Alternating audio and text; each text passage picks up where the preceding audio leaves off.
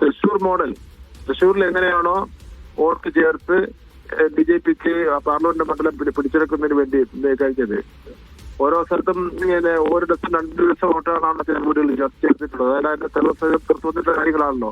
ആ മോഡലിൽ അവർ ആദ്യം പരീക്ഷ നടത്തുന്നത് തിരുവനന്തപുരം ജില്ലയിലെ വട്ടിയൂർക്കാവ്, നേമം, തിരുവനന്തപുരം, കഴക്കൂട്ടം, ഈ 4 മണ്ഡലത്തിലാണ്. അവർ ഈ 4 മണ്ഡലത്തിൽ ചെയ്തിരിക്കുന്ന കാര്യം എന്ന് പറഞ്ഞാൽ 1200ഓളം വരുന്ന ഫ്ലാറ്റ് ഉണ്ട്.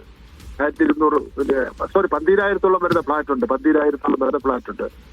ആ ഫ്ലാറ്റ് എന്ന് വെച്ചാൽ അത് ആരോ കയറ്റി വിടാറില്ല.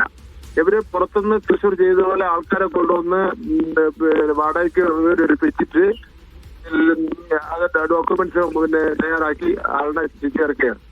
ഇതാണ് ഇപ്പൊ ഇവിടെ നടന്നുകൊണ്ടിരിക്കുന്നത്. 20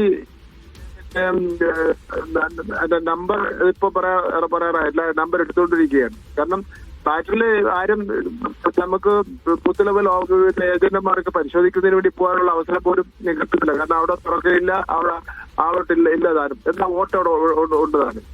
ഇതാണ് ഇപ്പൊ നടന്നുകൊണ്ടിരിക്കുന്നത്. ഇനി ഭാവിയിൽ ഈ 140 മണ്ഡലത്തിൽ ഒരു 75 മണ്ഡലങ്ങളിൽ ചെയ്തിട്ട് മറ്റു മണ്ഡലങ്ങളിൽ നിന്ന് ഇതിനോട് ചേർത്ത് തൃശ്ശൂർ പിടിച്ചവരെ പിടിക്കാനുള്ള പരിശ്രമത്തിന്റെ റിഹേഴ്സലാണ് ഇപ്പൊ നടന്നുകൊണ്ടിരിക്കുന്നത്. മിനിസ്റ്റർ, ഇതിൽ ഏറ്റവും പ്രധാനപ്പെട്ട കാര്യം ഇപ്പോൾ കണ്ടെത്തുന്നത് അജ്ഞാത വോട്ടർമാരെയാണ്. ഇനി കൂടുതൽ വോട്ട് ചേർക്കാനുള്ളിടത്ത് ഈ തൃശ്ശൂർ നടന്ന മാതിരി അതേ മോഡലിൽ ഈ മണ്ഡലങ്ങളിൽ ഇനി വോട്ട് ചേർക്കില്ല എന്ന് ആര് കണ്ടു? നിങ്ങൾ കൂടുതൽ ജാഗരൂകരാകേണ്ടതല്ലേ?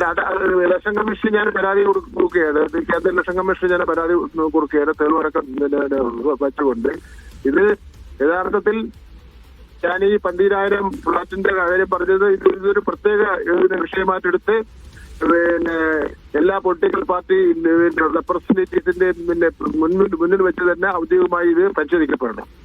പരിശോധിക്കപ്പെട്ട മാത്രമേ നമുക്ക് ഈ കാര്യങ്ങൾ ബോധ്യപ്പെടുകയുള്ളൂ. തൃശ്ശൂർ ചെയ്ത പോലെ ചെയ്യുകയാണ് എന്നുള്ള വിവരം നമ്മൾ അറിഞ്ഞിരിക്കണം. അതിന്റെ തെളിവടക്കം നമ്മൾ കിട്ടിയിരിക്കുക. ശരി, നന്ദി മിനിസ്റ്റർ ഈ വാർത്തയോട് പ്രതികരിച്ചതിന്. അസ്ലമിലേക്ക് വീണ്ടും. അസ്ലം, ഏതായാലും CPM ഈ കാര്യം കൂടുതൽ ഗൗരവത്തോടെ എടുക്കുന്നു എന്നാണ് മന്ത്രി ശിവൻകുട്ടിയുടെ പ്രതികരണത്തിൽ നിന്ന് മനസ്സിലാവുന്നത്.